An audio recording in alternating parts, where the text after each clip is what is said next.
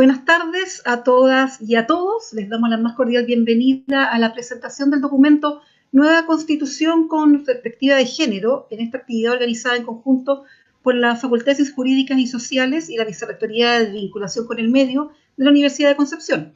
Para comenzar vamos a saludar a la directora de Relaciones Institucionales, Moira Delano Urrutia, quien participa en representación de la BRIN, a las académicas y expertas en Derecho Público, autoras de este documento, a los académicos y académicas que nos acompañan y a todos quienes nos acompañan en esta ocasión. Una nueva constitución y demandas en materia de género han sido dos de los aspectos que han figurado fuertemente en la discusión transversal que como sociedad nos interpela hace ya más de un año. Recogiendo ese sentir, 18 mujeres académicas, profesionales, expertas en derecho público, decidieron juntarse para analizar y presentar propuestas en torno a ambas temáticas. Así fue como nació este documento que presentarán hoy. Las anfitrionas en esta ocasión serán las académicas de la Facultad de Ciencias Políticas y Sociales, Jimena Coche Marchetti y Amaya Alve Marín, quienes además figuran entre las autoras del documento. Jimena Coche es abogada UDEC y doctora en Derecho por la Universidad Autónoma de Madrid. Sus principales líneas de investigación son la igualdad y no discriminación, género, diversidades sexuales e infancia y adolescencia. Se desempeña como profesora de Derecho Internacional, Derechos Fundamentales y Género en la Universidad de Concepción. Desde mayo de 2018 subdirectora de Equidad de Género y Diversidad y es directora del proyecto de investigación aplicada FONDEF, Protocolo de Actuación para la Atención en Justicia con enfoque de género y diversidad. Por su parte, Amaya Alves es doctora en Derecho por la Universidad de York, Canadá, y sus principales líneas de investigación son derechos fundamentales, pueblos originarios y aguas. Se desempeña también como académica en la Universidad de Concepción y es investigadora del Centro de Recursos Hídricos para la Agricultura y la Minería CRIAM. Para comenzar, doy la palabra a Jimena Coche, quien les contará un poco más de esto, cómo se desarrollará la actividad. Muchas gracias. Hola, muy buenas tardes a cada persona que esta tarde nos acompaña. Un saludo muy especial a las autoridades de la Universidad de Concepción que han favorecido también este encuentro y esta oportunidad para presentar este trabajo, y un saludo muy afectuoso a cada una de las 18 colegas y amigas con las que hemos compartido este espacio común de trabajo. Desde el acuerdo del 15 de noviembre del año 2019, nuestro país inició una ruta constituyente, retomando una aspiración ciudadana planteada hace bastantes años ya, en distintos espacios, no solo ciudadanos, sino también académicos. Esta ruta se concretó en la Ley 21.200 primero, y luego, además, fruto de una trayectoria tal vez compleja y no exenta de dificultades, con la Ley 21.120, que nos va a permitir tener eventualmente una constitución paritaria. Con ese contexto, un grupo de mujeres académicas de Derecho Público con distintas trayectorias, especialidades, pero unidas por varias ideas comunes para el futuro de Chile, empezamos a pensar en este proceso durante el primer semestre de este año. En ese camino, la decana de la Facultad de Derecho de la Universidad Alberto Hurtado, la profesora Miriam Enríquez, nos convocó para pensar colectivamente. A ti, Miriam, te damos un especial agradecimiento. Sabemos que hoy no nos has podido acompañar y lo vamos a decir porque este es un espacio, además de camaradería, estás de cumpleaños y por lo tanto para ti un saludo de todas nosotras, y ojalá que este documento pueda ser parte también de ese país con el que todas soñamos y tú nos has convocado también a trabajarlo colectivamente. Así entonces, desde este llamado que nos hace Miriam, comenzamos a trabajar, a soñar en conjunto, y hemos dado fruto entonces en este documento, Constitución con Género, que decidimos presentar a nuestro país en las redes sociales el 5 de octubre pasado. Y esa fecha, por supuesto, que no fue al azar ni fue una coincidencia. Lo hacemos en ese día porque entendemos que significó para el país un momento importante, el inicio del regreso a la democracia luego de años oscuros para nuestro país. Ojalá que este tiempo también signifique el 2020, el inicio de un nuevo tiempo que también tenga ese valor importante para las nuevas generaciones como lo tiene el 5 de octubre. Hoy estamos reunidas aquí y agradecer nuevamente la plataforma que nos brinda la Universidad de Concepción para conocer en las voces de las autoras el contenido de este documento con el cual queremos compartir nuestras reflexiones con el país. Quienes firmamos y generamos el documento tenemos convicciones comunes. Primero, que Chile necesita una nueva constitución que refleje un Estado más incluyente e igualitario. Segundo, esa constitución debe escuchar y recoger las demandas de género. Por ello, consecuente con esa idea, votaremos por el apruebo y la Convención Constitucional en el plebiscito del domingo 25 de octubre. Y además participaremos activamente en el proceso constituyente que se abre. Necesitamos contar con una constitución basada en un nuevo pacto nacional que refleje la diversidad de voces, intereses, identidades y realidades que están presentes en nuestra sociedad y que recoja las sentidas demandas por igualdad de género de un altísimo porcentaje de nuestra población. Creemos que este es un momento propicio, histórico, para poner sobre la mesa esas necesidades que se pueden traducir además en una democracia paritaria cuyos contenidos sean constitucionales. Las ideas centrales que animan este documento son que el actual proceso constituyente es esta oportunidad inédita y única para plasmar la igualdad de género en la Constitución y lograr la participación de grupos que históricamente han estado excluidos del sistema constitucional. Es el caso de las mujeres y de las personas de las diversidades y disidencias sexuales. Sabemos que las constituciones del mundo no han incorporado a las mujeres ni a otras identidades en sus procesos de redacción. Por otra parte, la incorporación de la igualdad de género en la Constitución permitirá construir esa sociedad más democrática, incluyente y sostenible con la que muchas personas soñamos. No hablamos de una igualdad formal, sino de una igualdad sustantiva. ¿Para qué? Para que ese llamado sea efectivamente reflejado. De esta manera, además, entendemos que el proceso de cambios que Chile vive puede favorecer transformaciones en el lenguaje social y jurídico, que por siglos ha invisibilizado a mujeres y a personas de las diversidades y disidencias sexuales bajo el paradigma de esa pretensión de neutralidad y objetividad que irradia el orden constitucional. Confiamos entonces que la nueva Constitución pueda resolver en buena parte aquellos problemas que describimos y también constituirse en un nuevo marco para nuestro país. El documento que compartimos, que presentamos a nuestro país, fue redactado y discutido por estas 18 profesoras y expertas en Derecho Público, quienes en general suscribimos todos los puntos, aunque obviamente con los matices propios de un trabajo colectivo y que reflejan justamente la diversidad que existe en nuestra sociedad. Definimos además ciertos problemas y realidades y al mismo tiempo hay algunas propuestas para promover el debate que está en curso.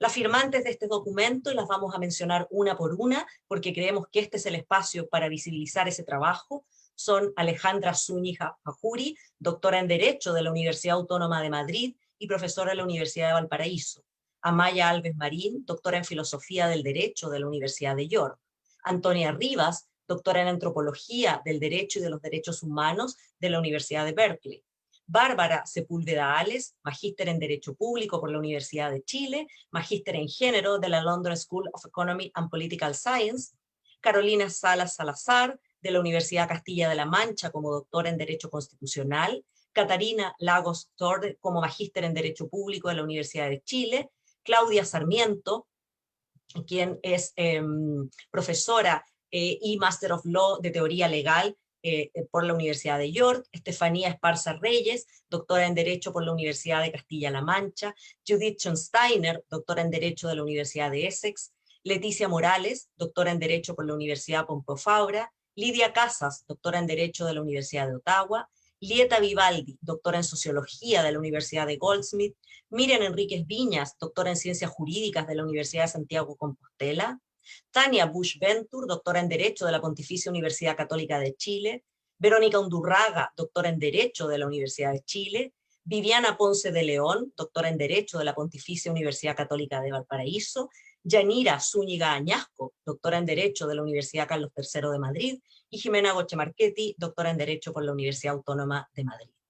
En esta tarde vamos a compartir en las voces de sus autoras y nos acompañan casi todas quienes han redactado este documento y quienes nos están acompañando a la distancia, y para ellas también un saludo y el reconocimiento, para hacer una breve relación y compartir algunas ideas de este documento en las 7 áreas temáticas que hemos compartido: nuevos principios rectores del Estado con perspectiva de género; subjetividad jurídica, es decir, ciudadanía de las mujeres y las personas LGTBI; igualdad y no discriminación; derechos humanos con perspectiva de género; reconocimiento de los pueblos originarios y mujeres indígenas, paridad en el poder e incorporación del derecho internacional de los derechos humanos en el ordenamiento constitucional. A continuación, cada una de ellas, de quienes nos acompañan, irá tomando la palabra para compartir con ustedes algunas de las reflexiones en torno a los temas en que hemos participado colectivamente y a título personal en este documento. Finalizará las intervenciones para además poder responder las preguntas o los comentarios que quienes están conectados nos quieran hacer, la profesora Amaya Alves. Entonces, muchas gracias por acompañarnos, invitarles a participar esta tarde y conocer esta perspectiva para una constitución con género, y entonces le doy la palabra a la colega Judith Steiner.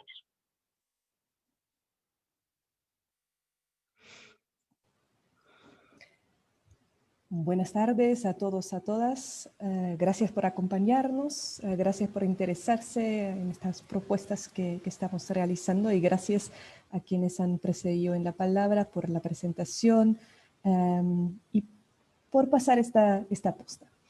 Me corresponde brevemente presentar cómo debemos concebir la incorporación del derecho internacional de los derechos humanos en la nueva Constitución para que eficazmente y efectivamente podamos tener un respeto, una protección, una garantía de los derechos de las mujeres y de las personas LGBTI. Y en este sentido es importante notar que la forma en que Chile hasta ahora ha recogido el derecho internacional de los derechos humanos tiene fallas. Tiene dificultades para que Chile efectivamente pueda cumplir sus obligaciones y eso tiene que ver con dificultades y vaguedades en la definición y especialmente en la interpretación de los estándares de derechos humanos cuando jueces y juezas o ministros del Tribunal Constitucional, por ejemplo, tienen que interpretar estos tratados y optan a veces usar y a veces no usar los documentos de interpretación que conocemos en el derecho internacional de los derechos humanos, o sea, sentencias internacionales, observaciones generales y otros documentos que en sí solamente en parte son vinculantes, pero efectivamente representan, constituyen la interpretación auténtica de las normas que sí Chile ha reconocido y se ha comprometido a cumplir. Una nueva constitución puede y debe resolver este problema para efectivamente poder vincular la protección de los derechos de las mujeres, de las diversidades sexuales, en el derecho interno, en la Constitución, tal como es protegido en el derecho internacional. Y en este sentido, hemos propuesto 3 elementos para esta incorporación que recogen efectivamente la tradición constitucional de nuestro país dualista, o sea, este sistema se recoge, pero que mejora los problemas que hemos tenido hasta ahora en la definición de la jerarquía de las normas de derecho internacional de los derechos humanos, también en el concepto de autoejecutabilidad que se ha interpretado con muchas dificultades, y erróneamente en varios fallos, y finalmente también el tema del control de convencionalidad y los aspectos que tienen que ver con este vínculo entre el derecho interno, la interpretación en el derecho interno y los estándares internacionales. Y en este sentido, la nueva Constitución no solo necesita reconocer, incorporar en este sentido los tratados internacionales de derechos humanos, sino también las otras normas de derechos humanos, que son normas, por ejemplo, consuetudinarias y especialmente las normas de ius cogens. El derecho internacional de los derechos humanos en este sentido también tiene una jerarquía de normas, tal como el sistema interno, y en este sentido es necesario diferenciar las normas para poder realizar una correcta incorporación. En este sentido, proponemos la incorporación de las normas de derecho internacional de los derechos humanos a nivel constitucional, con excepción de las normas de ius cogens que efectivamente tienen una jerarquía superior y en este sentido no pueden nunca estar contrariados por un Estado con su propia normativa. La interpretación, en cambio, de los derechos constitucionales hasta ahora se realiza sin reglas claras. ¿Por qué no tenemos cláusulas de interpretación en la Constitución? El derecho internacional de los derechos humanos, sin embargo, tiene reglas claras de interpretación que nos ayudan efectivamente a dar cuerpo a los tratados. Y en este sentido, muchos estados han resuelto este problema a través de cláusulas de interpretación. Y en este sentido, proponemos agregar a nuestra Constitución nueva una cláusula de interpretación conforme para que todas las normas de la nueva Constitución y en consecuencia también las leyes se interpreten en conformidad con el derecho internacional de los derechos humanos y alineado con las reglas propias de esa interpretación internacional. Y finalmente es importante no solamente incorporar los derechos humanos internacionales, sino efectivamente reconocerlos explícitamente en la Constitución y por lo tanto redactar el reconocimiento de los derechos fundamentales en consonancia con su reconocimiento internacional y por lo tanto superar problemas que tenemos hasta ahora en el sentido, por ejemplo, de definir el derecho a la educación de manera distinta que el derecho internacional o de no definir derechos como el derecho al agua o el derecho a la vivienda, no reconocerlos en el listado y por lo tanto no son reivindicables en el derecho interno fácilmente. Eso debe superarse y por lo tanto necesitamos una lista de derechos fundamentales que sea un espejo de los derechos reconocidos por parte de Chile a nivel internacional. Si eso es el marco que jurídicamente está también por el acuerdo del noviembre del año pasado, porque efectivamente esta nueva constitución no va a ser una tabla en blanco, sino se definió explícitamente que el derecho internacional, particularmente el derecho internacional de los derechos humanos, está incluido en esto, sea el marco en el cual se elabore la nueva constitución. Paso ahora la palabra a Carolina Salas para que pueda explicarnos el próximo paso de nuestro documento. Muchas gracias. Y Carolina, por favor. Sí. Hola a todas y todos, muy buenas tardes. Primero que todo agradecer a las profesoras Jimena Goché y Amaya Alves por esta gentil invitación a compartir con ustedes este documento. Y felicitar a todas las que nos están, a las profesoras que participaron en esta acción colectiva, ¿cierto? Que tuve el placer, ¿cierto? De compartir. Lo discutimos y yo creo que más que nada lo construimos poco a poco y me llena de orgullo poder lanzarlo públicamente y comentarlo públicamente, ¿cierto? A fin de que estudiantes y colegas y la sociedad en general pueda tomar estas ideas y debatirlas, porque ese es el objeto fundamental que tiene la construcción de este documento.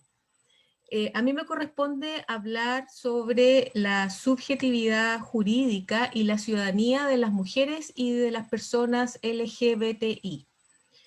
Y para poder conversar sobre este tema, nuestra reflexión parte por reconocer un hecho histórico, ¿cierto? Que es comprender que las nociones de contrato social que surgieron en el siglo XVII y XVIII se basan en la filosofía de la Ilustración, en el concepto del liberalismo, ¿cierto? Acuñado en el periodo de la Ilustración, que suponía de alguna manera universalizar una realidad, que era la existencia de un varón, hombre blanco y con recursos, como una única persona que se encargaba de lo público. Ello tendía a invisibilizar realidades y necesidades de quienes no encajaban en ese perfil, es decir, mujeres, gente pobre, indígenas, extranjeros, personas con discapacidad, niños, niñas, etc. En el siglo XX, el liberalismo igualitario y el feminismo llamaron la atención sobre la necesidad de que las instituciones sociales básicas reconocieran y repararan aquellos tipos de injusticia que, de origen social o natural, determinaban las oportunidades de las personas, y en particular, parte del feminismo consideró necesario cuestionar los roles sociales que a lo largo de la historia han permitido a los varones una mayor proyección en la esfera pública, a costa del trabajo doméstico y del cuidado que realizan las mujeres. Así, esta idea de igualdad liberal produce una homogeneidad que no es real, ignorando la diferencia de género y que ha convertido el concepto de sujeto de derecho en un referente paradigmático, aparentemente neutro, ¿cierto?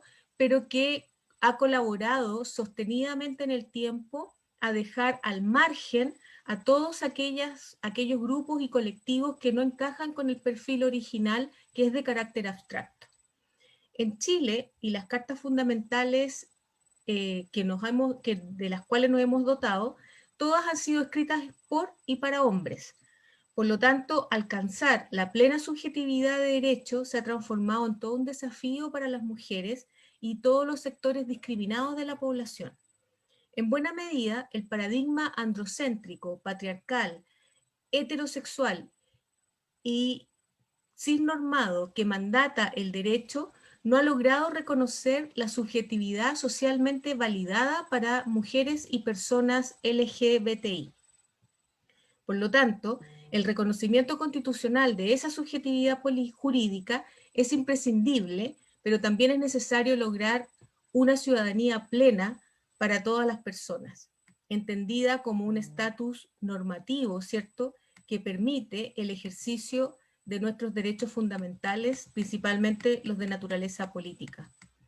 A raíz de estas ideas que los permitieron construir una suerte de marco teórico, nosotras hacemos una propuesta que esperamos promueva el debate en torno a una nueva constitución. La primera propuesta tiene que ver con cuestionar la concepción del derecho como neutro y objetivo, sobre todo porque este permea la regulación constitucional. Es necesario ya a estas alturas de evolución de la humanidad contar con un lenguaje jurídico inclusivo. En segundo lugar, nosotras proponemos reconocer la subjetividad jurídica de las mujeres y personas de la diversidad y disidencia sexual de manera expresa, ojalá de manera expresa en una nueva Carta Fundamental. Y finalmente, planteamos la necesidad de problematizar el concepto de ciudadanía considerando la exclusión histórica de ciertos grupos, específicamente las mujeres y personas de la diversidad y disidencia sexual, a fin de que se plasme la consagración de una ciudadanía plena y efectiva, y no solo formal. Esperamos de nuestra parte poder contribuir al debate no solamente político, sino que también a nivel social y preferentemente, ¿cierto?, de las personas que vayan a participar en el futuro órgano constituyente. Esa es mi parte. Ahora me toca presentar a la siguiente expositora, que no me acuerdo quién es. Perdón. Vale, yo voy, Carolina. Buenas tardes a todos y a todas. Voy a referirme brevemente a el derecho a la igualdad y la no discriminación. Pero antes de eso me gustaría agradecer a las organizadoras y enviarle unos afectuosos saludos a todas las profesoras que han participado de la redacción de este texto, dedicando mucho tiempo, mucha energía. Sabemos que en esta época son bienes muy, muy valiosos. Para comenzar, además, me gustaría contarles que la Constitución no posee una cláusula de proscripción de la discriminación en términos amplios, sino que se refiere a la igualdad simplemente, y esta se encuentra consagrada en el artículo 19, número 2 de la Constitución. Nuestro sistema jurídico ha venido a suplir esta carencia a través de la idea de no discriminación arbitraria, la cual es en realidad simplemente la mantención de la idea de igualdad formal, que evidentemente no colabora con las discriminaciones más arraigadas de nuestra sociedad. De hecho, sabemos que en muchos casos este simple trato igual puede afianzar discriminaciones, pues para su terminación se requiere de otra clase de acciones. De este modo, la fórmula que sigue nuestro sistema jurídico y que proviene de la Constitución no se hace cargo de las discriminaciones estructurales. Decimos discriminaciones estructurales porque se encuentran muy arraigadas y no necesariamente tienen un responsable directo, sino que se trata de un sistema que crea, valida y reproduce este fenómeno. Fenómeno que, por cierto, se plasma o se realiza en último término contra siempre los mismos grupos. Ahora, si pensamos que la discriminación puede comprender fenómenos de exclusión, marginación e inclusive de violencia, la verdad es que esta ausencia de normas referidas a la no discriminación en la Constitución es muy relevante. De modo que para pensar una nueva constitución, la verdad es que necesariamente debemos tener en cuenta que esta constitución se haga cargo de un fenómeno que atenta en último término contra el valor más básico del ser humano, que es su dignidad. De este modo, un cambio constitucional para combatir la discriminación, pensamos que en primer término debe reconocer que hay ciertos grupos sociales que han sido tradicionalmente excluidos, puesto que la solución sabemos que en principio va más allá de un trato igual, pero además se requiere de que el Estado asuma un rol activo, un compromiso importante con la destrucción de estas estructuras opresivas. Así, el reconocimiento de esta realidad y el compromiso estatal de asumir medidas de acción afirmativa en una nueva constitución parece el punto de inicio para lograr una sociedad más justa y equitativa para todas las personas. A continuación va a exponer Bárbara Sepúlveda acerca de los derechos humanos con perspectiva de género. Muchas gracias. También quiero sumarme a los saludos y agradecer a todas las personas que nos están viendo. En particular, dentro de los aspectos que hemos conversado ya de los derechos humanos y que tan brillantemente expuso en un principio Judith, yo solo quisiera referirme a uno en particular y que es el derecho al trabajo. Yo sé que pueden ya tener algún conocimiento en torno a la falta de la constitucionalización del derecho al trabajo como un derecho social. Eso en Chile hoy día se ve reflejado en que la Constitución del 80 solo consagra la libertad de trabajo y no el derecho al trabajo propiamente tal. Todas las deficiencias que esto va a traer aparejado finalmente se van a ver de alguna forma con consecuencias mucho más fuertes en sentido negativo en torno al quehacer de las mujeres en el ámbito laboral. Y esto va a ser además en distintos aspectos del trabajo de las mujeres, porque no solo va a significar, por ejemplo, cómo hoy día existe aún una brecha salarial que bordea el 30% en los sectores de ingreso más alto y además donde hay mayor escolaridad, sino que también el ambiente del trabajo, aún hoy día, perpetúa sesgos, estereotipos, existen prácticas que atentan contra los derechos fundamentales de las mujeres, de las diversidades sexuales, los derechos que muchas veces no alcanzan precisamente para las diversidades sexuales cuando no son reconocidas como familias, y por lo tanto los mismos derechos que se van a reconocer a una pareja heterosexual que tuvo hijos y puede acceder a beneficios laborales, la mayor parte de las veces, si no hay una voluntad explícita de los empleadores, no van a alcanzar a las parejas de esas trabajadoras.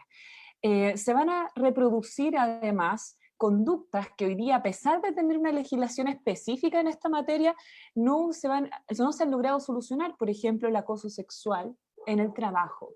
Hemos visto que este además se produce no solo en el ámbito privado, sino que incluso en el ámbito público. Hoy día vimos una sentencia, incluso un fallo, perdón, en la Corte Suprema con una triste interpretación muy restrictiva en torno al acoso sexual en el Poder Judicial, y que nos da cuenta que finalmente este es un fenómeno que permea toda la institucionalidad y que en particular no se ha solucionado, incluso teniendo una legislación específica aplicable. Lo mismo con la brecha salarial, porque en Chile existe desde el año 2009 una ley de equidad salarial, sin embargo la brecha continúa creciendo. Este tipo de cosas también nos permiten pensar que existen no solo este tipo de discriminaciones en el ámbito laboral, sino que también son discriminaciones que se van a explicar con mayor gravedad en las diversidades de mujeres, especialmente aquellas que pertenecen a grupos de especial vulnerabilidad. Me refiero con esto a las mujeres migrantes, a las mujeres pobres, a las mujeres indígenas o pertenecientes a alguna etnia o pueblo tribal. Lo hemos visto reflejado además en las mujeres que han migrado a Chile y que tienen hoy día, mantienen condiciones laborales que son irregulares, que son informales, que son muy precarias, con salarios muy bajos, muchas veces incluso bajo el salario mínimo. Las brechas salariales, la reproducción de estereotipos, de sesgos, la poca aplicación de leyes que protejan los derechos de las mujeres también ha devenido en algo que va aparejado al trabajo como derecho, que es la seguridad social. Y también vamos a ver que en ese caso las mujeres son la población que recibe las pensiones más bajas. Y además esto totalmente justificado por un relato que pareciera que hoy día explica que estas bajas de pensiones no tienen que ver con sesgos de la misma normativa, sino que precisamente con cuestiones como los vacíos, porque las mujeres se retiran de sus trabajos para ser madres, etc. Entonces, si queremos construir un país donde la vida laboral no sea incompatible con la vida familiar, donde podamos realmente tener corresponsabilidad del cuidado y que esta corresponsabilidad sea consagrada además en la normativa constitucional en torno a repensar el trabajo, las vidas dignas de las mujeres, reconocer el trabajo doméstico no remunerado y valorizarlo para luego además ver si es posible avanzar una legislación en la cual se pueda remunerar. Son debates que hoy día nos hacen pensar que el trabajo es no sencillamente, ¿cierto?, algo que debemos mirar con un solo enfoque, con un sesgo como es actualmente, donde todo, y ya lo han dicho por supuesto las profesoras en torno a ese sesgo masculino con el cual se piensa el derecho y los derechos. Estas desventajas para las mujeres encuentran hoy día una solución en las propuestas que hemos hecho en torno a una constitución con género, y las propuestas son que el contenido del derecho al trabajo comprenda la garantía de la igualdad salarial entre hombres y mujeres, que se creen además mecanismos efectivos en la legislación que puedan terminar con la brecha salarial, en la legislación, por supuesto, y en las políticas públicas.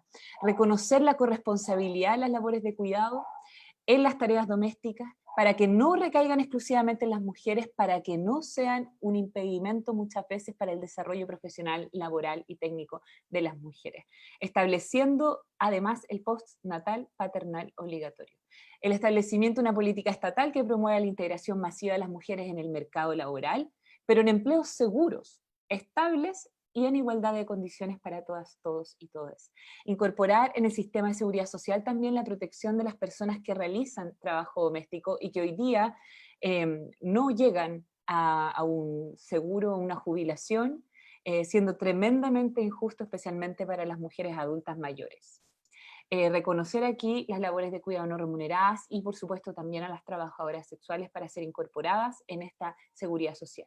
Y finalmente, considerar la realidad especial, y esto ya lo nombré previamente, pero reforzar que existen condiciones laborales que son mucho más precarias cuando las mujeres que las viven son mujeres migrantes, trans, pobres, indígenas, lesbianas y en situación de discapacidad.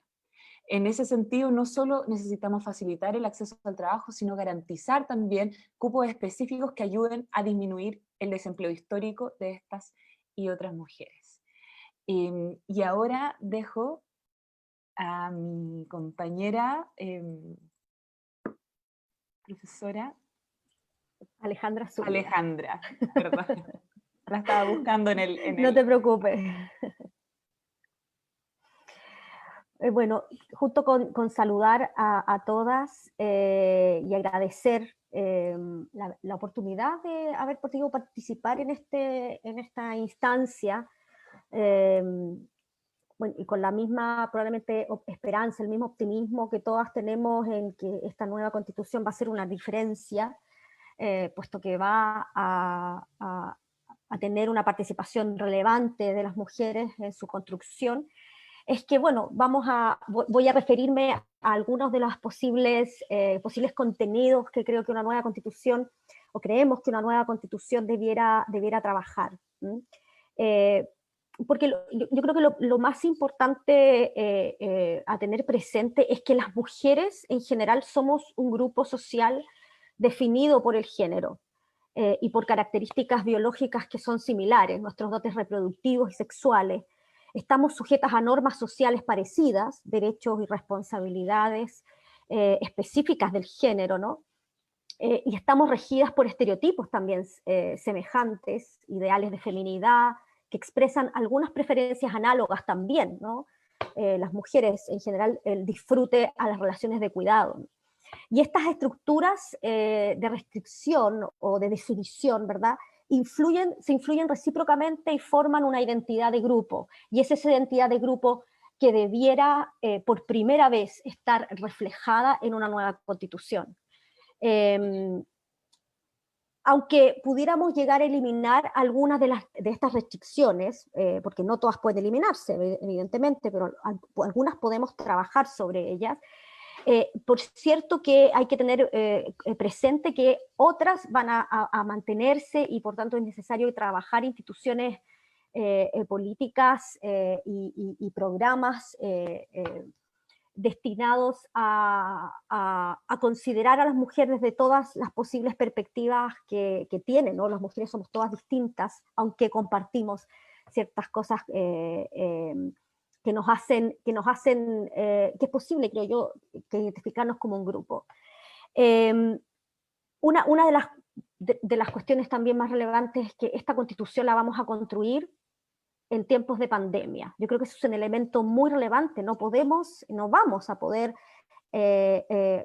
olvidar, ignorar que esta nueva constitución la vamos a construir sobre un nuevo mundo, en verdad, ¿no? Porque la pandemia cada vez nos estamos dando cuenta que está teniendo y va a tener efectos, digamos, permanentes o con al menos muy determinantes en estructuras que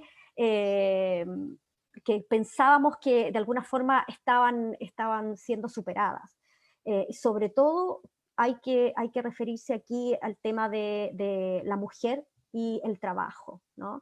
El trabajo en términos amplios, entendido como el trabajo tanto que realizan las mujeres en el mercado laboral como el trabajo que masivamente realizamos las mujeres en el espacio privado. Lo que está mostrando la pandemia es que las mujeres están perdiendo masivamente en los espacios que habíamos demorado tantos años en conseguir en el espacio público. Y las políticas que se puedan trabajar en una nueva constitución debieran tener en consideración esta realidad que, insisto, lamentablemente va a mantenerse por mucho tiempo. Una de las propuestas que se hacen en este documento que trabajamos se relaciona con el llamado ingreso básico universal, ¿no? Planteamos la necesidad de que un ingreso básico universal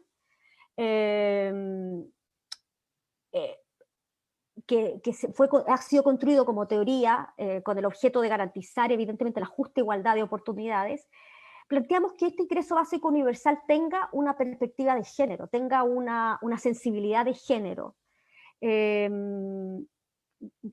que de alguna forma permita utilizar esa herramienta del ingreso básico universal que se está estudiando ahora en prácticamente todos los países desarrollados y en vías de desarrollo a propósito de la pandemia y a propósito de las pérdidas de trabajo que también se han generado en los últimos años. Proponemos considerar seriamente esta política, este derecho, como derecho fundamental, el derecho a un ingreso básico universal, pero desde una perspectiva de género, que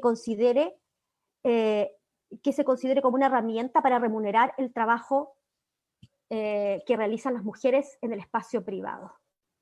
Sabemos muy bien que el trabajo que realizan las mujeres en el espacio privado, según los estudios que puede llegar a constituir, según los estudios de la economía feminista, puede llegar a constituir entre el 10 y el 40% del ingreso del Producto Interno Bruto de un Estado. Hay estudios que se han hecho en Chile donde se muestra la importancia de ese trabajo, pero que sin embargo, lamentablemente en casi todos los países es un trabajo que no se considera como relevante, no se remunera, de hecho de ahí debería su nombre, es un trabajo no remunerado, no se remunera y no se considera tampoco como importante desde un punto de vista del valor que se le da en el interior de la sociedad, su trabajo despreciado de alguna manera, y que por lo mismo supone costes para la mujer muy importantes en materia de seguridad social, en materia de capacidad para la independencia, para la autonomía. Luego la propuesta que se plantea es un ingreso básico universal con perspectiva de género que implica entonces entregar a todas las personas desde el nacimiento un ingreso básico del mismo monto, pero donde las mujeres o los cuidadores, porque la idea es que los hombres también comiencen, digo, porque lamentablemente los datos muestran que no han comenzado todavía, a verdaderamente incorporarse al espacio privado a efectos de poder realmente lograr una equitativa distribución de las responsabilidades domésticas. Entonces que el cuidador pueda de alguna forma tener, administrar este ingreso básico, administrar el ingreso básico de aquellos a quienes cuida. Eso es una política que va a permitir o que permitiría por primera vez en la historia verdaderamente remunerar el trabajo de cuidado que realizan las mujeres todavía gratuitamente en todo el mundo.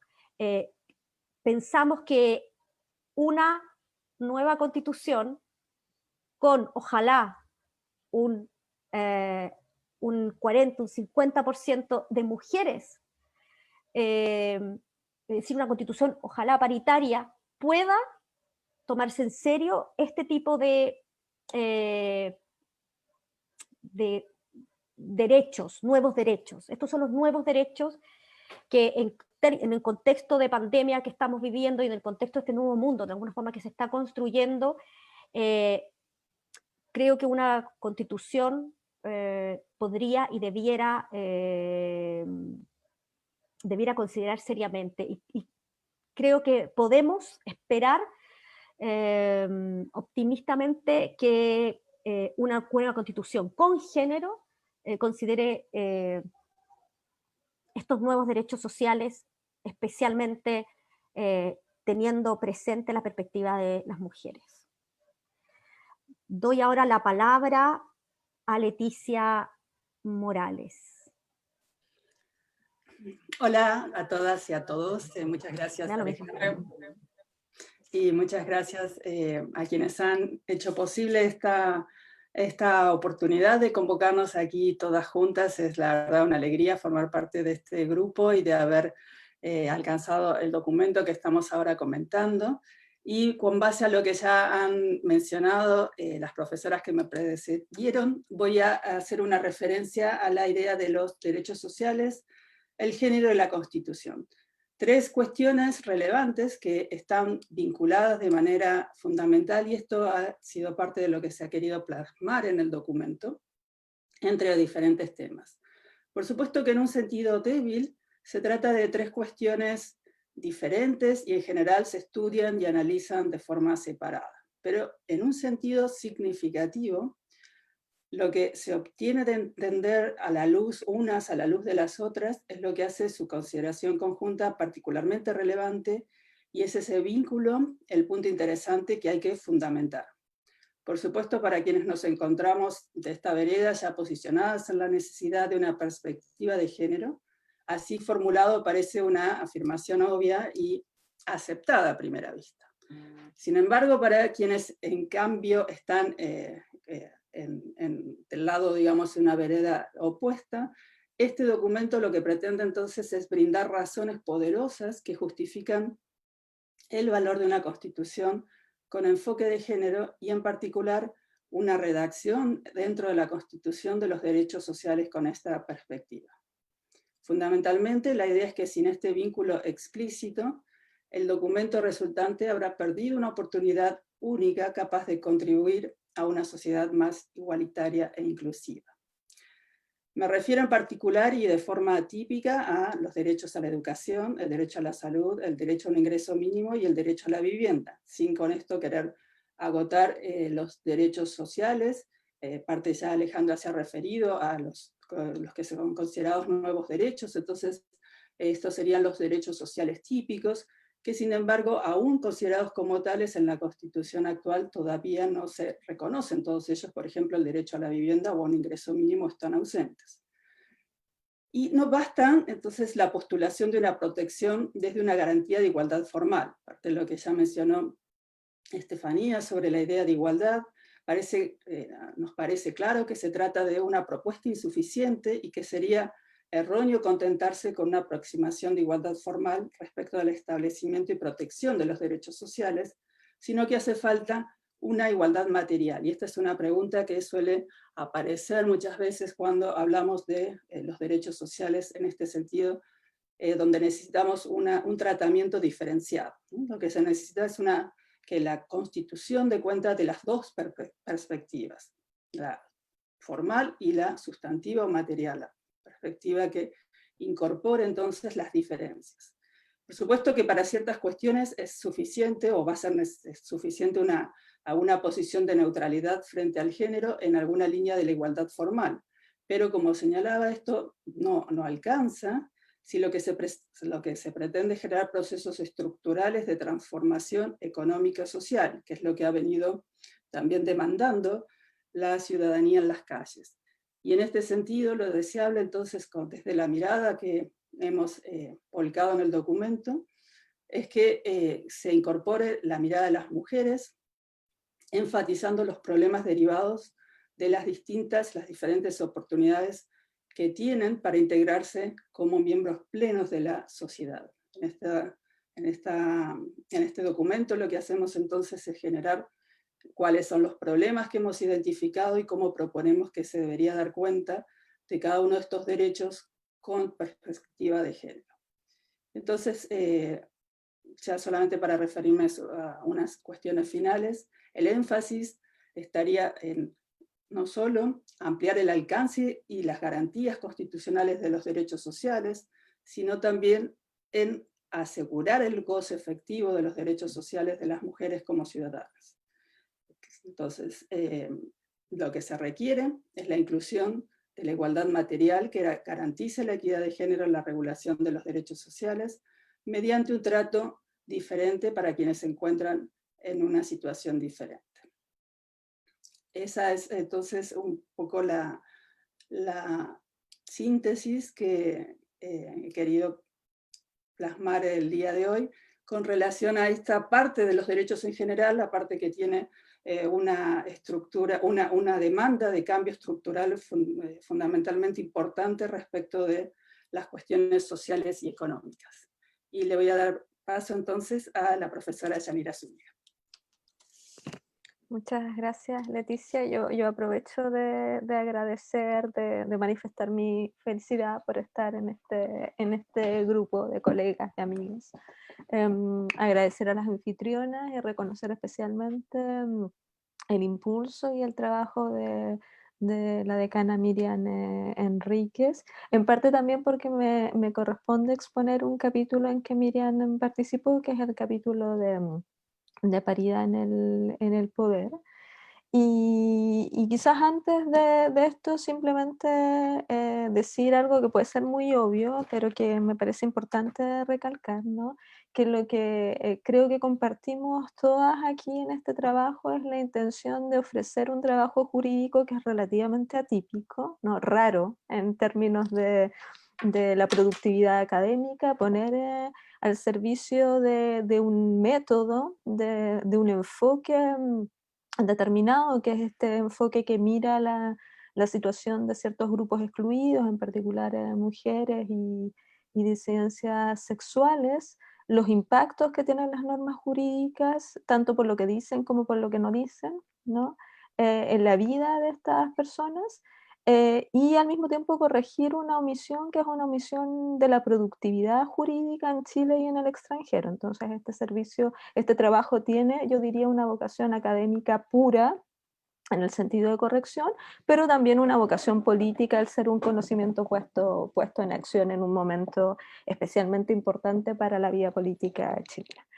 Y nos ha parecido por eso, ¿no?, también que la cuestión del poder es una cuestión muy, muy relevante, tanto como causa de la discriminación, ¿no?, en los mismos términos que lo definió antes Estefanía, ¿no?, con un concepto de discriminación estructural, y al mismo tiempo como una manifestación específica de esa discriminación y como una posible vía de superación de esa discriminación, ¿no? Y esa es la razón por la que el capítulo pertinente tiene una dimensión general y además tiene una reflexión específica sobre las proyecciones de la poca presencia de las mujeres en ciertos órganos del Estado, en particular en el Poder Judicial.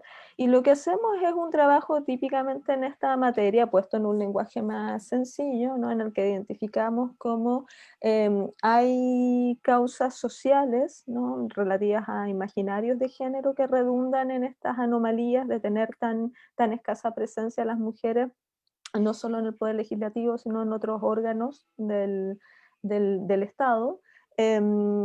Identificamos causas materiales, ¿no?, en un sentido también de nuevo que remita a la cuestión estructural de la discriminación, y en particular causas institucionales que tienen que ver con el sistema chileno en la actualidad y con la manera en que ha enfocado muy recientemente su respuesta a este problema, que es a través de una ley específica, la ley de cuotas. Identificamos también algunos problemas relativos al diseño de esa ley de cuotas, ¿no? Sin perjuicio de reconocer que ha permitido un avance, pero un avance que todavía es muy modesto e insatisfactorio desde el punto de vista democrático. Proponemos en general medidas que son bien amplias, bien variadas, ¿no? De hecho, pensar el dispositivo en términos de abrir distintas estrategias, porque la cuestión tiene complejidades en distintos niveles y por lo tanto las estrategias tienen que ser variadas, ¿no? Y en la sección específica relativa a la dimensión jurisdiccional del problema, lo que hacemos también es identificar sus causas, en parte porque las causas de la representación y en algún sentido de la expresión de los problemas de representación de las mujeres en el Poder Judicial son distintas o tienen particularidades respecto de la cuestión de la presencia en el caso del Poder Legislativo, ¿no? Y entonces se expresan más como fenómenos de concentración en ciertas áreas del Poder Judicial y como problemas de ascenso en la carrera judicial, ¿no? Básicamente, para entendernos, poca presencia de mujeres en los tribunales más altos, ¿no? Y al mismo tiempo ofrecemos razones de por qué eso es importante, verlo como un problema, y al mismo tiempo superarlo, ¿no? Razones que tienen que ver con la propia exigencia democrática del Poder Judicial, ¿no? Parece raro que el Poder Judicial, que está llamado a tutelar la igualdad, no sea capaz de garantizarla intramuros, ¿no? Y al mismo tiempo porque esto tiene repercusiones también en la protección de derechos de las mujeres que son demandantes de los servicios, ¿no?, de esta idea de acceso a la justicia. Y por eso nos concentramos en dos grupos de medidas relativas al sistema de nombramientos del Poder Judicial, a la carrera judicial, y proponemos también aplicar lógicas de paridad en la integración del Poder Judicial, especialmente en los tribunales superiores de justicia, y extendemos esto para finalizar a la situación del Tribunal Constitucional, porque sabemos que el Tribunal Constitucional además tiene o ha sido un foco especial de interés dentro de su tanto de su legitimidad como de su funcionamiento en Chile, y pensamos que también extender esta lógica de paridad del Tribunal Constitucional podría contribuir a democratizar su funcionamiento, ofrece también rendimientos en materia de igualdad y probablemente también mejora sus índices de legitimidad. Bien, muchas gracias. Le corresponde entonces el turno a Antonia Rivas. Muchas gracias, Yanira. Muchas gracias a todas por la invitación a participar en esto. Yo voy a presentar la parte sobre reconocimientos de los pueblos indígenas y mujeres indígenas que trabajamos con la profesora Maya Alves. Y brevemente me gustaría contar por qué este tema es relevante, porque este tema es relevante en términos constitucionales. En general, como muchas sabrán, la invisibilización de los pueblos indígenas en materia no solo constitucional, pero en este caso en materia constitucional ha sido muy llamativa y ha sido continua. No hay referencias en nuestra constitución actual a los pueblos indígenas, tampoco la vi en las anteriores. Y en general el Estado se ha construido en un ideal de homogeneidad que ya lleva casi 200 años, donde no hay reconocimiento a ninguna particularidad de los pueblos indígenas. Nos encontramos, por tanto, en un momento histórico, además, en términos de esta nueva constitución, porque existe la posibilidad todavía etérea, por decirlo de alguna manera, pero esperemos que pronto tengamos muy buenas noticias de reconocer escaños reservados para los pueblos indígenas, lo que significaría no solo algo relevante en cuanto a la participación de los pueblos indígenas, sino así como lo inédito de la paridad es fundamental en este proceso, lo inédito de la participación de los pueblos indígenas es fundamental. En cuanto a las mujeres, ¿verdad? Las mujeres indígenas se encuentran en una doble invisibilización, de alguna manera, porque la segregación en la cual viven los pueblos indígenas se hace más patente y más fuerte, o tiene mayor intensidad en el ejercicio y en la forma en que las mujeres indígenas ven el reconocimiento de sus derechos, porque además de ser excluidas en esta manera del reconocimiento general como pueblos indígenas, también son reconocidas muchas veces en sus propias comunidades. Y en ese sentido, entonces nos encontramos aquí con un desafío que es doble, que tiene que ver con cómo protegemos adecuadamente el derecho de los pueblos indígenas y en especial el derecho de las mujeres indígenas. En este sentido, nosotras consideramos que hay 3 criterios fundamentales que tienen que ser tomados en cuenta en esta manera, que por una parte el enfoque de los derechos humanos, por segunda parte un enfoque de género, pero también, y así igual de relevante, el enfoque de la diversidad cultural. Y nos parece que es fundamental entender que dentro del enfoque de la diversidad cultural también está el enfoque de género. O sea, de alguna manera la idea de la interseccionalidad, que es tan relevante en materia de género, se hace más relevante y más fuerte cuando nos referimos a mujeres, en este caso indígenas, pero también a otro tipo de mujeres que sufren discriminación. Es importante acá también, y nos detuvimos en señalar que es importante reconocer el derecho de los pueblos indígenas y el derecho de las mujeres indígenas desde el dinamismo, desde el no esencialismo, es decir, entender que los derechos de las mujeres y de los pueblos indígenas tienen que ser entendidas en la modernidad, de una manera dinámica, como un derecho vivo, que se nutre de la riqueza de la tradición, pero que al mismo tiempo se nutre de la convivencia y del cambio en las sociedades. Por eso es importante y por eso hacemos un especial llamado a prestar atención a lo que el propio pueblo y en especial las mujeres indígenas consideran como su propio derecho y como su propio. Y en este sentido la Constitución tiene un desafío, la nueva Constitución tiene un desafío inédito de crear las condiciones para garantizar este reconocimiento de los pueblos indígenas, pero además para ponernos en la vanguardia del derecho internacional y en la vanguardia del derecho de los pueblos indígenas, considerando una especial voz que tienen las mujeres indígenas.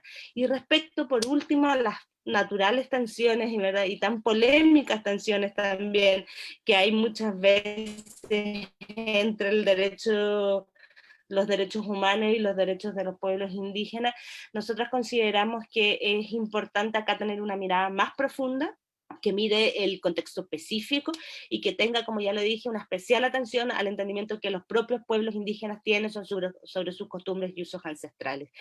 Y en este sentido es fundamental, sobre todo en este tema, ¿verdad? Y en muchos otros, tener una mirada importante en las obligaciones internacionales que el Estado ya tiene en materia de derechos humanos de los pueblos indígenas.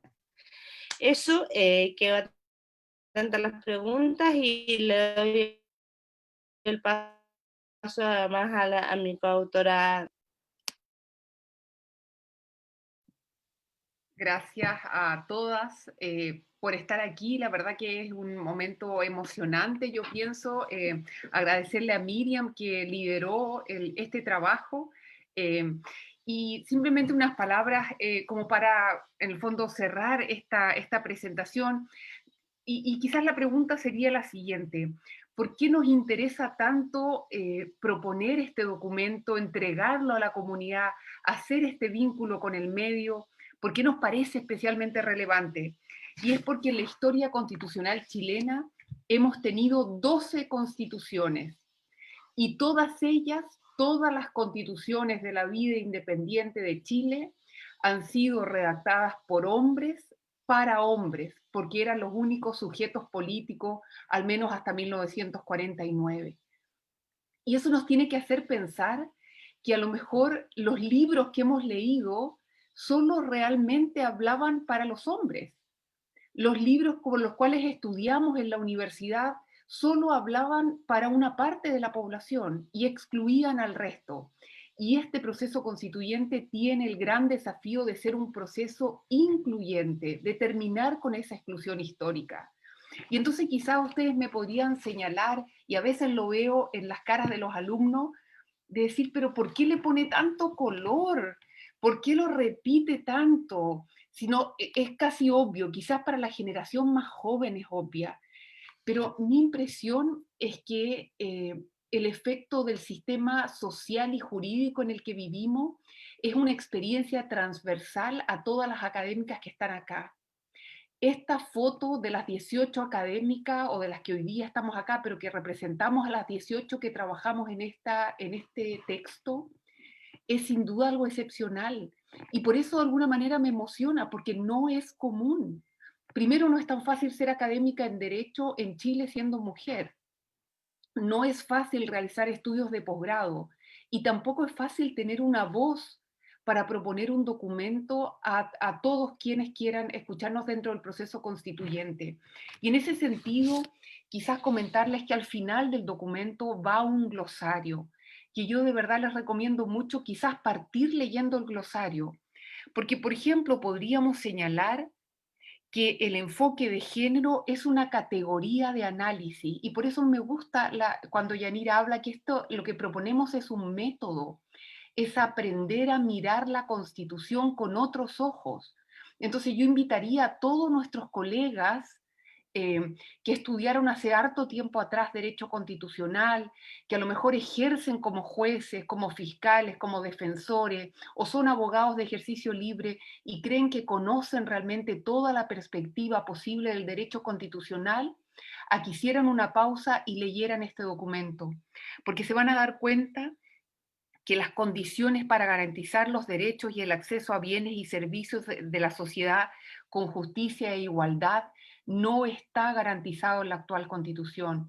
Y lo ha señalado Bárbara en materia de trabajo, lo ha señalado Estefanía en materia de igualdad, Leticia y Alejandra en materia de catálogo de derechos fundamentales, Antonia respecto de pueblos originarios y Anira respecto en el fondo, la distribución del poder en general.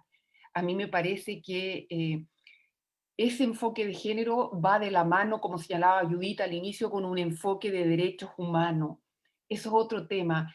Hablamos tanto de los derechos humanos y lo tenemos malamente construido, con un catálogo incierto, con un lugar indeterminado para los tratados de derechos humanos, y pienso que en eso tenemos un deber de abordarlo. Otro elemento que se habla, y me parece de manera muy profunda, es la interseccionalidad. Este fenómeno en el que las personas van a sufrir opresión o privilegio por su pertenencia a una serie de categorías, muchas de las cuales no es posible elegir e incluso a veces cambiar. Y a mí me parece que nuestros alumnos son a veces bastante más empáticos con estas situaciones, y para eso Entonces, la propuesta concreta que hacemos es: lean este documento, piensen en lo que la actual Constitución no tiene, imaginemos una nueva Constitución con perspectiva de género, en que de verdad aseguremos igualdad material para todos y todas. Lo otro que quizás también es necesario decir es que no queremos solo un sistema binario de género. Aquí no estamos proponiendo una constitución en blanco y negro. Esto no está pensado solo en hombres y mujeres. Evidentemente es mucho más complejo. Nuestra sociedad tiene muchos más colores. Justamente lo que señalaba Antonia decía en relación con las mujeres indígenas, que son yo diría, la pluralidad debiera abarcar también esa diversidad. Entonces, este deber que tenemos de armonizar con el derecho internacional debe también hacernos desear la más chilena de las constituciones. A mí me parece que eso es bonito, lo dijo el otro día Alberto Acosta, el presidente de la Asamblea Constituyente ecuatoriana, que el desafío era construir la más chilena de las constituciones, pero en el sentido de examinarnos como sociedad. ¿Y por qué nuestra demanda de paridad y de perspectiva de género? Porque la Constitución es el pacto de convivencia y debiera parecerse a la sociedad que representa. Entonces nuestro llamado, nuestra invitación es a leer el documento, está dispuesto gratuitamente para todos y todas a reflexionar en todo lo que no tenemos y entonces a, con convicción, el próximo domingo marcar apruebo, porque evidentemente la actual Constitución ya no entregó paridad ni perspectiva de género. O sea, podrían cambiarle todo y cada uno de los artículos y no lo haría, porque es una Constitución redactada por hombres para hombres. Y entonces necesitamos una nueva Constitución y necesitamos una convención constitucional paritaria y con escaños reservados para pueblos originarios. Y a partir de ese minuto de este domingo vamos a comenzar esta construcción en que espero que participen realmente muchas más mujeres, pero también mujeres empoderadas de sus derechos y exigiendo esta perspectiva, porque pienso que nos va a representar mejor, que va a ser más legítima, que va a mejorar una democracia débil como la que tenemos, y que seguramente se va a leer distinto. Así que ojalá cuando enseñemos derecho constitucional, muchas de las que estamos aquí en 5 o 10 años más, podamos decir que aportamos este granito de arena y que Chile es un mejor estado, un mejor país, un mejor lugar para vivir finalmente. Eso, muchas gracias a todas y a todos. Yo misma, porque desde que aquí con Jimenita estamos de anfitriona, nos han llegado unas preguntas muy interesantes, así es que vamos a contestar en la medida de las posibilidades. Tampoco tenemos tanto tiempo, pero sí vamos a dejar un espacio para las preguntas de todos quienes nos están comentando en Facebook. Así que le vamos a dar la primera palabra a Estefanía, que va a abordar una pregunta. Si quieres tú misma, Estefanía, comentas la pregunta que vas a contestar. Gracias, Amaya. La pregunta tiene que ver con principios, con perspectiva de género que debiera incluir una nueva constitución. Me parece que sin lugar a dudas debiese incluirse la no discriminación como un principio. Ello se debe a que es transversal a todo el ordenamiento jurídico y, como decíamos, su respeto o su vulneración, en último término, tiene consecuencias que son estructurales. Recordemos que la no discriminación es un principio y un derecho y que actualmente solo tenemos consagrada como principio y como derecho la igualdad, esta igualdad formal de la que hablábamos.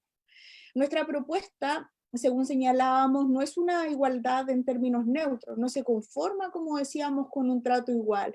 Es una igualdad o no discriminación que es contextualizada, que no niega las diferencias, sino que las mira directamente y entiende que el problema no es que seamos diferentes, sino que el problema es darle un distinto valor jurídico o social a la pertenencia a algunos grupos sociales. Así las cosas, creo que este principio contextualizado considera expresamente, o debiese considerar expresamente, obligación estatal de emprender acciones afirmativas, donde estas acciones afirmativas ya no son excepciones que en algunos casos se permiten, como es hoy en día, sino que vienen exigidas por este principio como parte integrante de la no discriminación. Gracias. Muchas gracias, Estefanía. Entiendo que Carolina Salas iba a abordar otra de las preguntas. Sí, exactamente, Amaya. La pregunta dice relación con... Se me perdió. Oh, que estoy... La tecnología me pilla. Yo te la leo, Carolina. Mira, Ah, ya, gracias. es de Tracy Fuentes. ¿Creen ustedes que la paridad y el enfoque... no, perdona, estoy leyendo la respuesta. ¿Quién me puede ayudar Acá leyéndola? la Ah, encontré. perdón, gracias. Dice, desde Tamara Pardo, y dice, hola, buenas tardes, ¿de qué manera debe trabajarse con la ciudadanía esta constitución con perspectiva de género? Muchas gracias, Tamara, por tu respuesta. Y lo cierto es que una preocupación fundamental de nosotras cuando estábamos construyendo este documento era mantenerlo en un lenguaje simple y accesible a cualquier persona. Entonces, si bien es cierto por esto de la pandemia, nosotras nos hemos preocupado de compartirlo por redes sociales lo que más hemos podido, ¿cierto? Muchas de nosotras hemos participado en programas de radio, a través de Twitter, hemos compartido y lo está a disposición gratuita de quien lo quiera bajar en algún par de sitios por ahí. Con la ciudadanía, yo creo que hoy en día la posibilidad de autoconvocarse y organizarse en pequeños grupos, no sé en qué lugar estás, si en tu fase de pandemia te permite reunirte con algunas personas, pero yo creo muy importante poder transmitir, educar, porque los estereotipos de género están tan plasmados en nuestro ADN colectivo que primero hay que deconstruirlos para poder construirlos de nuevo de una manera más apropiada. Entonces, yo te voy a compartir una experiencia personal. Me tocó con una señora de 66 años que recién comprendió lo que era la violencia de género. Y usamos algunos conceptos, como decía Maya, del glosario, y se emocionó mucho porque ella ahora con determinada información que hasta antes no tenía, puede enfrentar de una manera mucho más empoderada un conflicto legal en la que está involucrada. Y eso es maravilloso porque verla a ella crecer como mujer, ¿cierto? Y conocer cuáles son sus derechos a cabalidad es tremendamente gratificante. Y anda con su constitución con género en la cartera y es muy amorosa. Entonces, yo creo que esa experiencia nos permite, aunque sea de una persona, de dos personas, siempre lo más importante de este trabajo, creo yo, es poder transmitirlo y colocarlo a disposición de todas y todos. Perfecto, muchas gracias, Carolina. Le vamos a dar ahora sí la palabra a Yanira, que podría formular la pregunta y luego ya la respuesta. Muchas gracias. Sí, hay una pregunta de Tracy sobre la cuestión de la paridad en las Fuerzas Armadas, ¿no? Y ella misma observa que a veces es una idea impopular. Yo diría dos cosas, ¿no? Si la paridad se entiende, y creo que más o menos todas las estamos entendiendo como una fórmula que garantiza las posibilidades de las mujeres de participar a la par en todos los espacios de la vida social con los hombres, entonces, claro, no hay ninguna razón para no poder aplicar la paridad a las Fuerzas Armadas o a las fuerzas de orden en general, sobre todo porque han habido problemas muy conocidos, ¿no? Respecto de la tutela de derechos en esos espacios que son espacios muy masculinizados. Pero yo diría que quizás también una mayor inserción de mujeres en esos espacios permite una transformación de las mismas lógicas de esos espacios, ¿no? Hay toda una discusión también sobre qué tanto las mujeres podríamos contribuir, quizás por nuestra propia experiencia vital, a incorporar lógicas que pudieran ser menos conflictivas, menos competitivas, menos vinculadas quizás a una especie de jerarquización em, del uso de la fuerza como forma, por definición, de resolución de conflictos y no ofrecer más bien miradas colaborativas que quizás pudieran darle otras funciones a esas mismas fuerzas de orden y resolver en algo los hechos que hemos visto recientemente, ¿no? Que son hechos implican también una crisis de las mismas concepciones de esas ideas de orden, de fuerzas armadas, etc.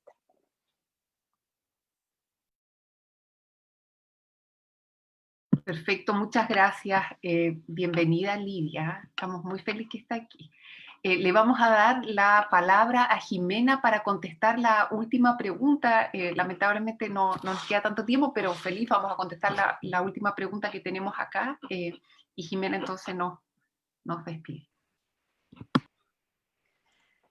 Bueno, aquí tenemos una pregunta muy interesante que se formula sobre cómo conciliar en este proceso constituyente, o si será posible o no, una perspectiva no binaria del género. Esa es más o menos la pregunta que se nos entrega. Y la verdad que cuando nosotros planteamos, y Carolina lo exponía en el documento, una concepción diferente de la ciudadanía, supone partir por deconstruirla, así como también hacemos el llamado a esta deconstrucción del paradigma androcéntrico que irradia la Constitución y que no solamente es un paradigma androcéntrico, sino también heteronormativo y cisnormativo. Entonces, tal vez la primera forma en que podemos incorporar esta perspectiva no binaria es justamente haciendo este desafío de cuestionarnos esos paradigmas tan clásicos.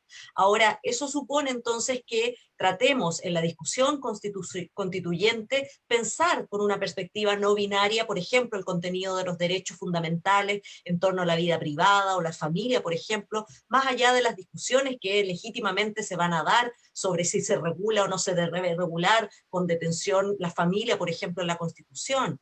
Lo mismo cuando apuntábamos, y Estefanía hacía esa reflexión en la parte que se trabajó en el documento con la profesora Verónica Undurraga sobre un concepto de igualdad, justamente avanzar hacia una mirada sustantiva e interseccional, además con una norma amplia que garantice la no discriminación, no necesariamente asociada a la arbitrariedad, evidentemente es una forma también en que estamos abriéndonos a ese enfoque hacia las diversidades. Lo mismo cuando traemos en una mejor armonización de nuestro derecho, el derecho internacional de los derechos humanos.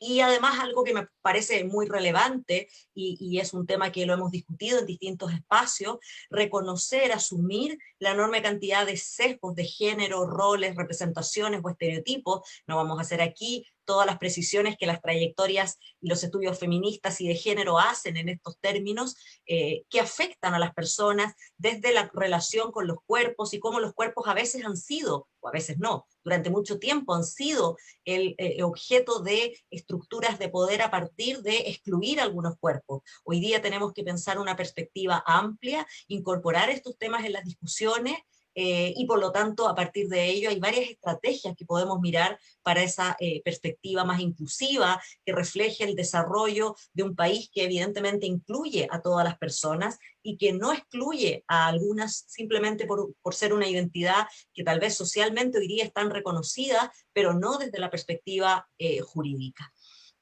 Bien, eso para no extenderme más, sin perjuicio de algo que ya también salió, que es importante, y no quiero dejar esa cola, que tiene que ver con el lenguaje y el cambio de las prácticas. La política ha sido construida en general, la actividad política, y ya se decía aquí también, y lo decía Maya, ha sido trabajada las constituciones para hombres, y eso también se traduce en un lenguaje.